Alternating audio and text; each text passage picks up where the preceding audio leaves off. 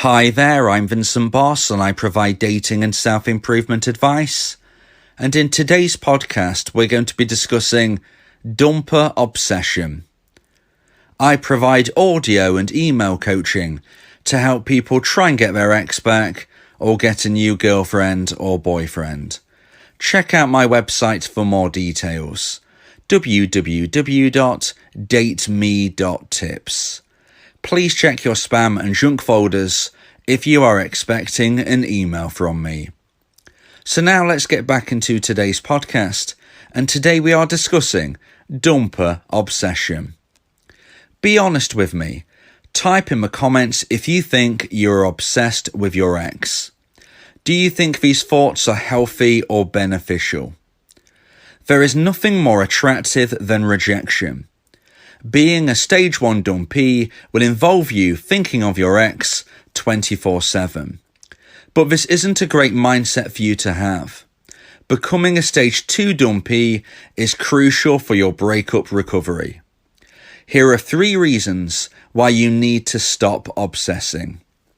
Number 1, it holds you back. Obsessing keeps you trapped and unable to move forward. Your best chance of getting your ex back is to live a full life. So if you have been dumped and want to try to get your ex back, it might sound confusing for me to suggest your best chance of success is by moving forward with your life. But this is for 2 main points. Point number 1 is that if you are living a full life, you are less likely to be sitting at home thinking of your ex 24/7 and eventually breaking no contact. If you have been dumped and want to try to get your ex back, I believe that you should never contact your ex again unless they contact you first. And if you are sitting at home obsessing over your ex, you are much more likely to reach out to your ex before they have contacted you. You are much more likely to break no contact, and this will really negatively affect your chances of success in the long term. So that is the first main reason as for why living a full life is so important, because if you're living a full life, then you're taking your mind off your ex. You're taking your mind off the possibility of you breaking no contact. The second point as for why it's so important you live a full life and move forward in respect to trying to get your ex back is because if you are moving forward, then you are doing the following things. You are going through self-improvement, you are mixing with new people, and you're experiencing new things. If you are doing all of this, then you will be improving yourself in so many ways. The self-improvement will mean that you are improving yourself either in your health and fitness, in your educational knowledge, in your skill set. All of these things are going to make you more attractive to your ex and anybody else if and when you receive contact. Additionally, if you are experiencing new things, if you are socializing with new people, then you will be improving elements of yourself which you might not even realize needed improving, such as your communication skills. And if you start to go on a few dates, you'll be improving your dating skills. So all of these things come together as a way of improving your chance of one day getting your ex back. Because firstly, you will not be bothering your ex, which will increase the possibility of one day them reaching out to you. And secondly, if and when they contact you, you will be a version 2.0 of yourself, and you will therefore be more attractive. Number 2, your personality could change negatively. Dumpees who obsess about an ex can sometimes develop a bitterness to their personality. Being bitter, angry, and spiteful are not attractive traits for your ex or anyone else. So if you are obsessing about your ex, there is a very strong possibility that your personality could shift negatively. And if it shifts negatively, then you will start to feel bitter, you will start to feel angry, and you will start to feel spiteful. You might also start to feel jealousy, neediness, and possessiveness. And I've spoke in other podcasts about how detrimental those traits are to relationships. So if your personality shifts and moves into this new negative mindset, you are not going to be an attractive person. What I always say to people is you need to be the type of person that other people want to spend time with. And if you are this person, if you become this person, then you will be attractive to everybody, not just your ex, but new people as well. Now, if you are doing the opposite of this, if you're showcasing negative traits, then you are going to be unattractive to other people and unattractive to your ex. Don't forget that your behavior and your attitude will likely get back to your ex through maybe friends of friends, maybe family members. There could be various reasons as for why your ex might find out that you're becoming very bitter, very negative, and not being the type of person that others want to spend time with anymore. If your ex hears this is not going to make them want to contact you. Additionally, if other people sense this aura about you, they won't want to contact you either. And I always say, I'm trying to guide you towards happiness. Whether you get your ex back or not, the important thing is that you find happiness. So you either get your ex back or you find somebody even better. If you are showcasing all of this negativity, nobody is going to want to spend time with you. Your ex won't, and new people won't either. And then you will be in a vicious cycle of perpetual negativity, feeling bitter that nobody wants to contact you or spend time with you because you are being bitter. So it's so important that you don't let an obsession over your ex develop into this negative personality shift. So now we're going to get into point number 3 and the final point of today's podcast of why you need to stop obsessing about your ex and move from being a stage 1 dumpy into becoming a stage 2 dumpy. So point number 3 is this can develop into something more serious. So sometimes people who obsess about their ex begin to stalk them.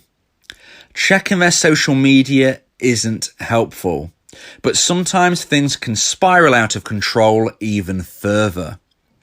Stalking is creepy and illegal. If you are known as a stalker, then this is something which could prevent your ex from ever wanting to contact you again. And in extreme instances, you could even be arrested.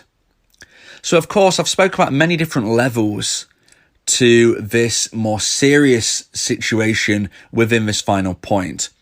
And, depending where you might be on this scale depends on the severity. Of course, the vast majority of you will not be anywhere near the more serious end of the scale. But it's so important to understand that these things can develop and they can develop quickly. So I always say to people, do not check your ex's social media. It's never going to help you. If you check your ex's social media, you're at best going to feel confused and have more questions, or at worst, you're going to be devastated and you're going to suffer heartbreak all over again. It's never going to help you. And it's also the first step of the slippery slope into stalking, okay? And stalking is something that you need to avoid for so many reasons. Firstly, it is incredibly creepy, it's incredibly scary, depending, how deep it goes into this, of course. This is something which is very dangerous and it's illegal. And if you start to stalk your ex in a severe kind of way, you could be arrested and you could be put in prison. These things happen.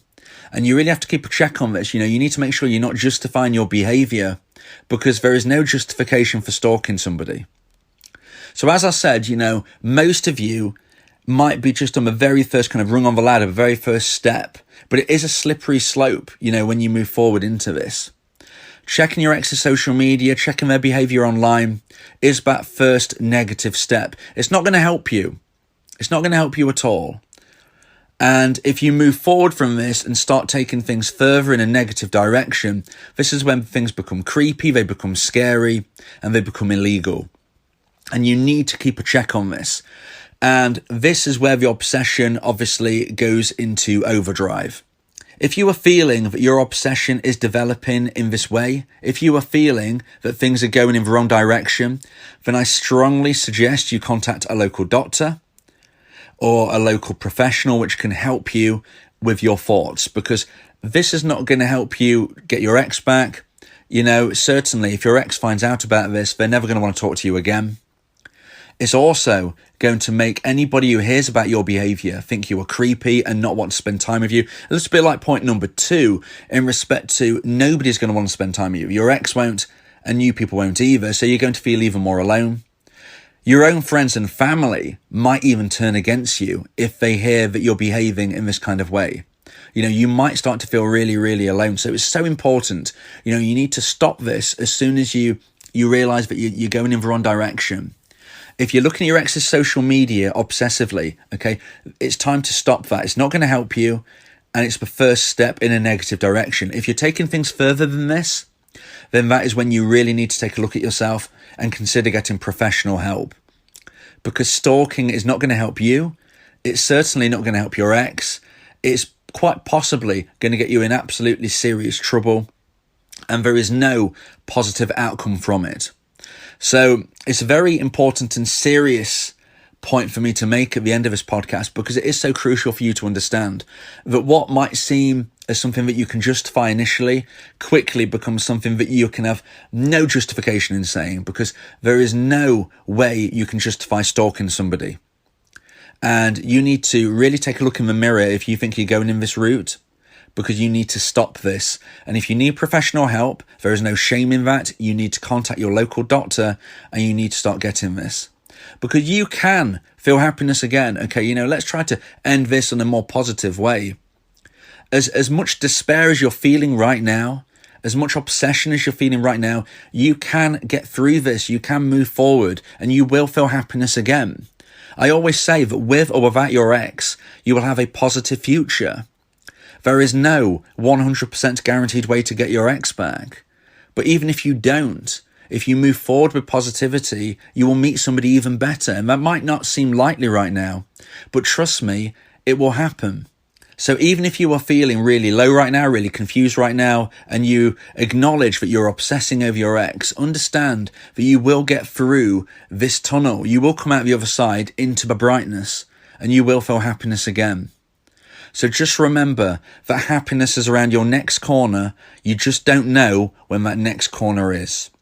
If you believe that this podcast has helped you, then please consider buying me a coffee. The link to do so is in the description. Yeah, if you miss your ex, we can help with that. Help you get him back, or we can help find you someone else. Yeah, Vincent Bo, the relationship coach, giving you some insight, bringing you a new approach. DateMe.tips, go and check the site, giving you advice, helping with your love life. Get your ex back or move to the next. Ain't no sweat, Vincent Bo got you. Finding love ain't no problem. Yeah, DateMe.tips, check it out now.